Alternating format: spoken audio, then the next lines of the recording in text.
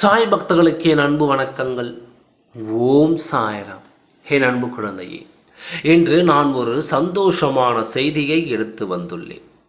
ஆனால் அதில் சில வார்த்தைகள் உன் கண்ணீரை வர வைப்பதற்காக கூட இருக்கலாம். என் குழந்தையே, ஒரு முறை இதை கேட்டுவிடு. உன் துணையின் மனநிலையை பற்றி தெரிந்து கொள்ள இது உதவியாக இருக்கும். இன்று உன் துணை இந்த நிமிடம் என் உயிர் பிரிந்தாலும் சந்தோஷமாக நான் சென்று விடுவேன். ஏனென்றால் நான் செய்த தவறுக்கு நான் தண்டனை அனுபவித்து கொண்டு இருக்கின்றேன். அனுபவித்தும் விட்டேன். நல்லதொரு வாழ்க்கையை இழந்து விட்டேன். நல்ல உறவை நான் இழந்து விட்டேன். உண்மையான உறவை நான் இழந்து விட்டேன். என் மீது வைத்திருக்கும் பற்றும் பாசத்தையும் இழந்திருக்கிறேன். அது நான் இப்பொழுது இருந்திருக்கிறேன் என்று இப்பொழுதுதான் எனக்கு தெளிவடைந்தேன். இத்தனை நாள் எந்த நினைவில் இருந்தேன் என்று எனக்கே தெரியவில்லை. எப்படி அந்த உறவை இழக்க என் மனம் வந்தது என்று இன்னும் எனக்கு புரியவில்லை. எந்த காரணத்திற்காக அந்த உறவை நான் இழந்தேன் என்று இன்னும் என் நினைவுக்கு அது எட்டவில்லை. ஆனால் என் உறவோடு, என் உண்மையான துணையோடு நான் வாழ்ந்த காலங்களே எனக்கு போதும். அந்த காலங்களில் என் துணைக்கு நான் உண்மையாகத்தான் இருந்தேன். எந்த தவறும் செய்யாமல் தான் இருந்தேன்.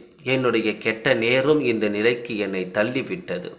என் துணை மீது எந்த தவறும் இல்லை. என் துணை என்னை அன்பாகவும் ஆதரவாகவும் உண்மையான பாசத்தோடும் என்னை பார்த்து கொண்டது உண்மைதான்.